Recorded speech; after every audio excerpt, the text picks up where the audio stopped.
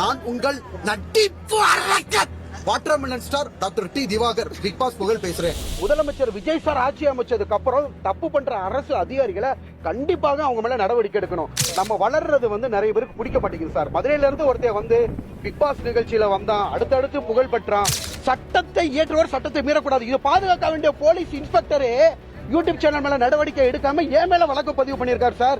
இது பாத்தீங்கன்னா நீதி நேர்மை செத்து போய் அராஜகம் தலைவிரிச்சு ஆடுது. தர்பீஸை வைத்து ரீல்ஸ் செய்து கொண்டு வாட்டர்மெலான் ஸ்டார் என்று அடையாளப்படுத்திக் கொண்ட திவாகரை மதுரையில் வைத்து சென்னை காவல்துறையினர் கைது செய்துள்ளனர். டிக்டாக் மறைந்து இன்ஸ்டா ரீல்ஸ் உருவான காலத்தில் கஜினி சூர்யாவின் நடிப்பை ரீக்ரியேட் செய்கிறேன், வாட்டர்மெலான் சீனை திரிக்க விடுகிறேன் என தர்பீஸுடன் வீதி வீதியாக சுற்றி திரிந்தவர்தான் திவாகர். தன்னை தானே வாட்டர்மெலான் ஸ்டார் நடிப்பு அரக்கன் என கூறிக்கொண்டு அந்நியனாகவும் அம்பியாகவும் அவதாரம் எடுத்து சுற்றி வந்தார். ஒரு கட்டத்தில் திவாகரின் ரீல்ஸ் படு வைரலாக நானும் ஜெயிலுக்கு போறேன் என்ற வடிவேலு காமெடி போல் தானும் ஒரு மிகப்பெரிய செலிபிரிட்டி என்ற லெவலுக்கு சென்றார். ஆனாலும் அவரது புகழ் நாளுக்கு நாள் அதிகரித்துக் கொண்டேதான் சென்றது. அதன் பலனாக பிக் பாஸ் நிகழ்ச்சியிலும் வாய்ப்பு கிடைத்தது குறிப்பிடத்தக்கது. அதுவரை வாட்டர்மெலன் ஸ்டாராக இருந்தவர் பிக் பாஸ் புகழ் வாட்டர்மெலன் ஸ்டாராக உருமாறினார். பின் சர்ச்சைகளும் விமர்சனங்களும் திவாகரை சுற்றி வந்தது. முன்னதாக தனியார் தொலைக்காட்சி தொகுப்பாளர், நடிகர், பாடகர் என மூவரும் தன்னை தாக்கியதாக வீடியோ வெளியிட்டு சர்ச்சையானது.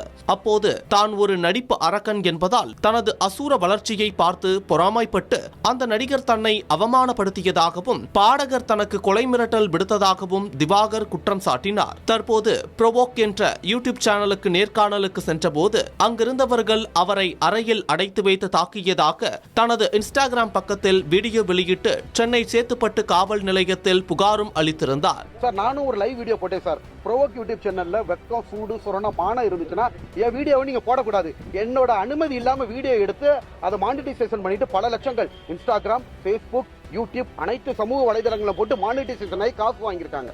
மேலும் கேமரா, லைட் உள்ளிட்ட பொருட்களை திவாகர் சேதப்படுத்தியதாக யூடியூப் சேனல் சார்பிலும் புகார் அளிக்கப்பட்டிருந்த நிலையில் திவாகர் கொடுத்த புகாரின் அடிப்படையில் மற்றும் எதிர்த்தரப்பினர் கொடுத்த புகாரின் அடிப்படையில் சேத்துப்பட்டு காவல்துறையினர் வழக்கு பதிவு செய்திருந்தனர். இந்த நிலையில் சேத்துப்பட்டு காவல் நிலையத்தில் பதிவு செய்யப்பட்ட வழக்கின் அடிப்படையிலும் சென்னை நாசரத் பேட்டை காவல் நிலையத்தில் பதிவு செய்திருந்த மற்றொரு வழக்கின் அடிப்படையிலும் மதுரை புதூரில் வீட்டில் இருந்த திவாகரை சென்னை காவல்துறையினர் கைது செய்து விசாரணை மேற்கொண்டு வருகின்றனர். சார், என் வயிறு பத்துக்கிட்டு எரியுது சார். ஓகேங்களா, எவ்வளவு நாள் நான் வயிறு எரிஞ்சு என் மேல எந்த வழக்கு பதிவும் கிடையாது. நான் கெட்ட வாரத்தில் திட்டினேன், ஒரு தப்பும் பண்ணாம நான் பாதிப்படைஞ்சு என்னை அடைச்சு வச்சு 30 பேர் சேர்ந்தவங்க அடிச்சு இன்ஸ்பெக்டர் முருகன் டி காமிச்சு, சப் இன்ஸ்பெக்டர் பாஸ்கரன் டி காமிச்சு, இந்த ஆதாரங்களை அழிச்சிட்டு என் புகாரை கிணத்த காணும்ன்ற மாதிரி கிழிச்சு போட்டாங்க சார். சிசிடிவி ஆதாரம் வந்துச்சுன்னா இன்ஸ்பெக்டர் முருகனும் சப் இன்ஸ்பெக்டர் பாஸ்கரன் மேலையும் அந்த ப்ரோவோக் யூடியூப் சேனல் மேலையும் காவல் அதிகாரிகள் மேல கண்டிப்பா நடவடிக்கை எடுப்பாங்க. ஒரு போலீஸ் அதிகாரிகள் நேர்மையா இல்லாம என்ன சொல்ல வருது, காசு, பணம், துட்டு, மணி அப்படின்ற மாதிரி ரொம்ப கேவலமா பாத்தீங்கன்னா அந்த ஆட்சியில ஆட்சி முதல்வர் நல்லா கண்டிக்கிறாரு. பட் கீழே இருக்கிறவங்க அந்த ஆட்சியை கேவலப்படுத்தணும்னே inspector Murugan, sub inspector Baskaran, ஓகேங்களா, இவங்க மாதிரி ஆள்கள்னால முதல்வருக்கே கெட்ட பேர். ஏன்னா இந்த காவல்துறை அவங்க வச்சிருக்காங்க. ஒரு இன்ஸ்பெக்டர் பாதிக்கப்பட அடைச்சு வச்சு சித்திரவதை பண்ணிருக்காங்க. நம்ம பக்கம் கொடுத்த எவிடன்ஸ் சிசிடிவி கேமரா மட்டும் வரட்டும், சிசிடிவி கேமராவை ஆய்வு பண்ணி இந்த கேஸை வேற ஒரு போலீஸ் ஆபீசர் விசாரிக்கணும் அப்படின்னு சொல்லி போட்டிருக்கோமா. இந்த மாதிரி நபர்களால நிறைய பேர் தற்கொலை பண்ணிருக்காங்க. யூடியூப் மன தைரியமான சார், மன உளைச்சலுக்கு உள்ளானே சார். மத்த யாருமே வர மாட்டாங்க, உங்களுக்கு மட்டும் எப்படி பண்ணிருக்கீங்க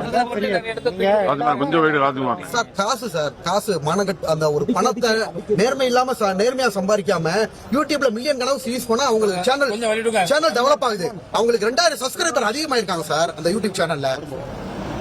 உங்களை அடிக்கடிச்சு அவங்களுக்கு காசா அந்த வீடியோ அதிகமா போகுதுல சார், வீடியோ வியூஸ் அதிகமா போறனால அதை வச்சு மானிட்டைசேஷன் பண்ணிருக்காங்க.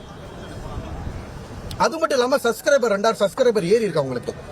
இது நேர்மையா சார்?